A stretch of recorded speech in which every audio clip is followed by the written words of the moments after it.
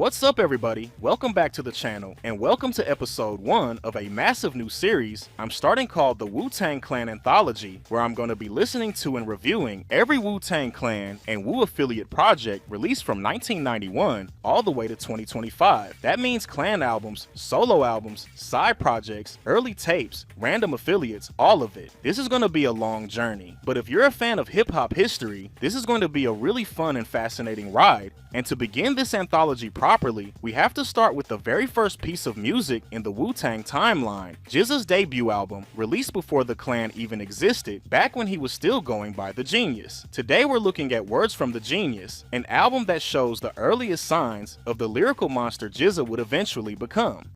Here I am lounging at a hype party, then I see this lady with the hella fine body.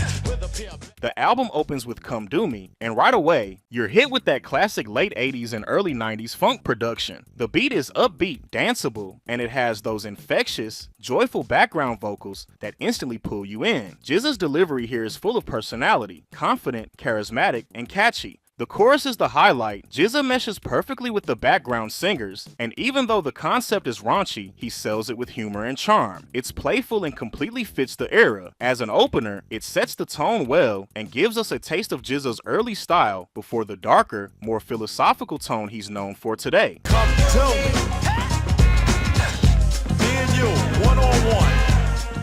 Track 2 takes the album to a whole new level. Phony As You Wanna Be might be the best early glimpse of GZA's lyrical skill. The instrumental still has that funky flavor, but it's more aggressive, giving GZA room to really go off. His flow here is razor sharp, and honestly he sounds a lot like Rakim, not in a copying way, but in how he confidently rides the beat with intensity and precision. Lyrically, the concept is classic 80s and early 90s braggadocio, calling out fake rappers, exposing their lack of skill, and reminding everyone that he's operating on a completely different level. His metaphors are crisp, the energy is high, and the way he talks down to other MCs feels genuinely earned. This one is absolutely a standout. When I hold a mic in my hand, it's devotion. Then I begin flowing in a smooth, steady motion. Cause I'm True Fresh MC and Genius is Slamming keeps the same energy, with GZA continuing to assert his lyrical dominance. The beats are funky, the flows are clean, and the concepts are consistent, but this is also where the album starts to feel a bit repetitive. GZA is still delivering well, but the subject matter here doesn't expand much. The performances are solid, just not as memorable as the earlier tracks. Words from a Genius brings the momentum back. Even though it covers familiar territory, GZA proclaiming his lyrical superiority, the execution is better. The metaphors hit harder, the flows have more energy, and the scratching on the track adds a refreshing texture. The production is lively, and the hook is strong. You can see why this song became the title track. It captures the essence of who GZA was at this stage, a young gifted MC determined to prove himself. I make the mic pump, my mic makes the party jump. Poison beats make hip-hop a stump, the beat kinda whack. Who's Your Rhyming Hero takes the album's core theme and gives it a clever spin. Instead of just bragging, GZA flips the angle by asking, who's your rhyming hero? And of course he positions himself as the answer. The hook is fun and catchy, and the funky production continues to hold the album together. GZA flows effortlessly, matching the upbeat beat with confidence and flair. Feel the Pain is arguably one of the best songs on the album. The production is incredible. It's funky, but also gritty, with addictive scratching and perfectly placed samples. The beat truly stands out. GZA matches the intensity with an aggressive flow, sharp punchlines, and commanding presence. The concept is still about crushing weak MCs, but the elevated production makes everything hit harder. Definitely a top tier track on this project. I feel I'm a threat to high-powered MCs, cause when I roll up on their live shows, they kinda freeze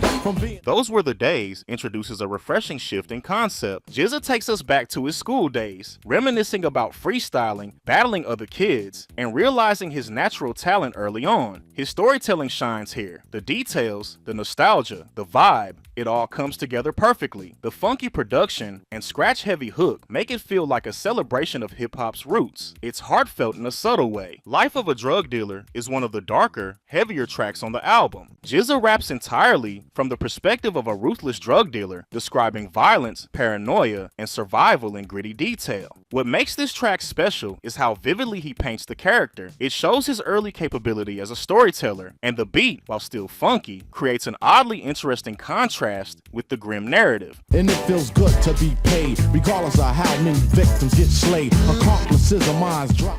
Following that, Stop the Nonsense is like the moral counterpoint. GZA shifts from the perspective of the drug dealer to criticizing the lifestyle and showing the real damage it causes in communities. The storytelling is sharp, the tone is serious, and the message is strong. He paints cautionary scenes that feel real and tragic. Another great performance. Living Foul expands the socially conscious themes. Here GZA talks about poverty, struggle, pain, and the tough choices people make just to survive. He encourages resilience and unity, speaking directly to struggling listeners. The beat is laid back and smooth, allowing GZA's voice and message to take center stage. It's one of the deeper tracks on the album. We are faced with problems, but if we come together, we can solve them. Before we start the Drama is a major highlight. GZA goes full storyteller again, describing how poverty and desperation create endless drama in the community, but he also expresses hope and encourages people to rise above it. The production is beautiful. It has a smooth, almost cinematic feel, with a beat breakdown that sounds incredible. GZA's delivery, imagery, and emotion are all on point here. Peace, brother, what's your name and how you be? He said, I'll be soon coming off with currency. I said, Stay Out of Bars is one of the more entertaining and humorous tracks on the album. GZA warns men to stay out of bars while sharing wild, chaotic stories of what he's seen, including funny, ridiculous, and dramatic encounters. The beat is smooth and laid back, giving him a perfect backdrop to showcase his storytelling once again. It's a fun, charismatic highlight. What Are Silly Girls Made Of focuses on materialistic women who only care about surface level things. The idea is decent and the concept is clear, but the execution feels a little weaker compared to the rest of the album. It's not bad, just not as replayable, especially next to the stronger, more dynamic songs earlier in the project. what are silly girls made of, made of? What are silly girls made of? A neck full of... Super Freak brings the quality right back up. GZA tells stories about women who are extremely sexual and how those interactions affected him, sometimes leading to eye-opening realizations about relationships and intentions. The production is laid back, but still has punch, and his flow glides over it smoothly. His storytelling is vivid and engaging as always. Pass the Bone is a special track because it features Prince Rakim, who we know today as RZA. Hearing them together before the Wu-Tang Clan formed is amazing. Their chemistry is natural, the concept is clever, passing the bone, meaning marijuana, and passing the microphone, and the production actually hints at what early Wu-Tang beats would later evolve into. Rakim is feeling lovely, while the pocket full of dough. A little drunk, the axe is mad slow.